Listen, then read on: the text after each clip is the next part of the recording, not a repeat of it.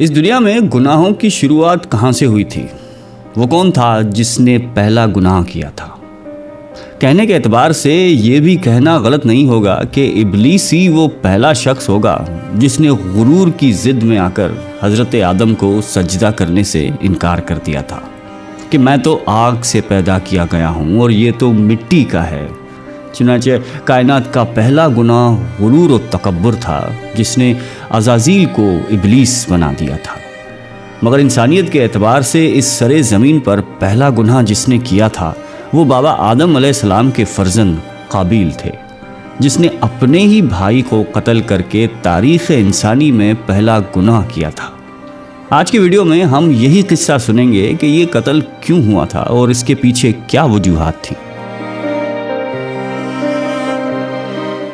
ابلیس کے وسوسوں میں آ کر حضرت آدم اور بی بی حوا کو ممنوع پھل کھانے کی پاداش میں جنت سے زمین پر بھیجا گیا تھا۔ کچھ عرصہ گزارنے کے بعد اماں حوا کے یہاں اولاد ہوئی تھی۔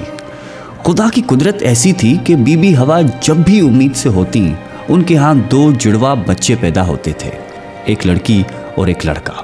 پہلی دفعہ جنم لینے والے لڑکے اور لڑکی کا نکاح دوسری بار پیدا ہونے والے لڑکے اور لڑکی کے ساتھ کیا جاتا تھا۔ انہی پیدائشوں میں حضرت آدم کو 2 بیٹے بھی ہوئے تھے جن کا نام حابیل اور قابیل تھا۔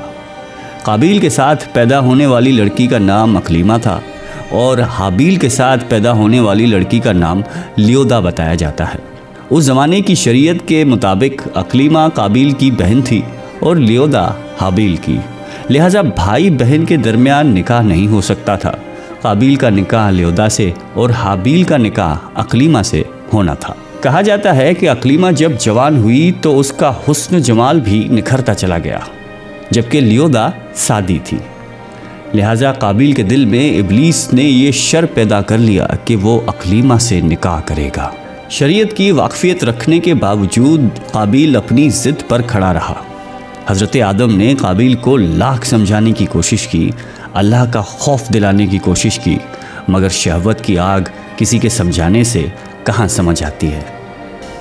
بالآخر حضرت آدم اس فیصلے پر پہنچے کہ وہ اپنے دونوں بیٹوں سے بارگاہ الہی میں قربانی کروائیں گے، اور اللہ نے جس کی قربانی کو قبول فرمایا وہ اقلیمہ کا حقدار ہوگا۔ اس زمانے میں قربانی کا طریقہ کچھ اس طرح سے ہوتا تھا کہ قربانی کرنے والے اپنی قربان کرنے والی چیز کو اونچی پہاڑی کی چوٹی پر رکھ دیتے تھے۔ قربانی قبول ہونے کی یہ نشانی ہوتی تھی کہ آسمان سے آگ آ کر اس قربانی کو جلا دیتی تھی۔ جو جل گیا وہ قبول، جو نہ جلا وہ رائیگاں۔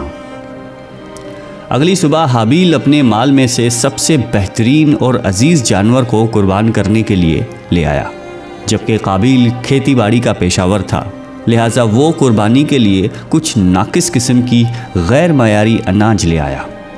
قابیل نے یہ سوچا کہ اگر قربانی قبول ہو گئی تو یہ اناج تو جل جائے گا، تو اچھے اور معیاری اناج کو کیوں کر جلانا۔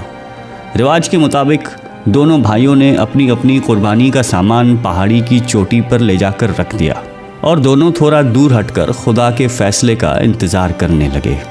اچانک آسمان سے ایک آگ نازل ہوئی جس نے حابیل کی عزیز جانور کو جلا ڈالا اور قابیل کے خستہ اناج کو نہیں چھوا۔ یوں یہ فیصلہ طے پایا کہ حابیل کی قربانی قبول پائی، چنانچہ حابیل اقلیمہ سے نکاح کا حقدار ٹھہرا۔ یہ بات قابیل کو پسند نہیں آئی، وہ انتقام کی آگ میں جلنے لگا اور حابیل کو جان سے مار دینے کا فیصلہ کر لیا۔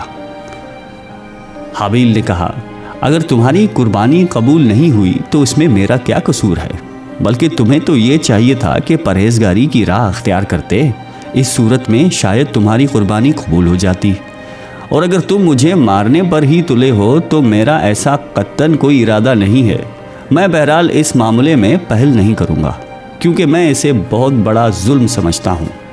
قابیل نے اپنی بھائی کی باتیں سنی تو کچھ عرصہ ان پر غور کرتا رہا، لیکن بالآخر اس کے نفس اور شیطان نے سرسبز باغ دکھا کر اس بات پر آمادہ کر ہی لیا کہ وہ اپنے بھائی کا قصہ پاک کر دے اور اپنے حسد کی آگ کو ٹھنڈا کر دے۔ ایک دن حابیل درخت کے سائے تلے آرام کر رہا تھا تو موقع پا کر قابیل نے اپنے بھائی کو بے رحمی کے ساتھ قتل کر دیا۔ اب قابیل کو یہ فکر تھی کہ لاش کو کہاں چھپایا جائے۔ اس طرح چھوڑنے میں اس بات کا خطرہ تھا کہ درندے اس کو اپنی خوراک بنا لیں گے۔ کہتے ہیں کہ قابیل لاش کو اٹھا کر پھرتا رہا یہاں تک کہ لاش سے بدبو آنے لگی، لیکن اس کو لاش چھپانے کا کوئی بھی طریقہ نہیں آتا تھا۔ قابیل اسی کشمکش میں تھا کہ اللہ نے اس وقت 2 کوے بھیجے۔ منظر کچھ یوں تھا کہ اس میں سے ایک کوے نے دوسرے کوے کو مار ڈالا اور پھر زمین کھود کر مرے ہوئے کوے کو ڈال دیا۔ اس سے قابیل کو اندازہ ہوا کہ حابیل کی لاش کا کیا کرنا چاہیے۔ اسی طرح اس نے اپنے بھائی کو سپرد خاک کر دیا۔ ایسا بھی کہا جاتا ہے کہ قتل کرنے کے بعد قابیل کے نقش و رنگت بالکل بدصورت ہو گئی تھی۔ اسی دوران حضرت آدم حج کے لیے مکہ گئے ہوئے تھے۔ واپسی پر حابیل کی غیر موجودگی نے انہیں بہت پریشان کر دیا اور آپ انہیں ڈھونڈتے رہے، یہاں تک کہ آپ نے کھانا پینا اور سونا تک ترک کر دیا تھا اور شب و روز حابیل کی یاد میں ڈوبے رہتے تھے۔ روایتوں میں آتا ہے کہ جب حابیل قتل ہو چکا تھا تو 7 دن تک زمین میں زلزلہ رہا تھا۔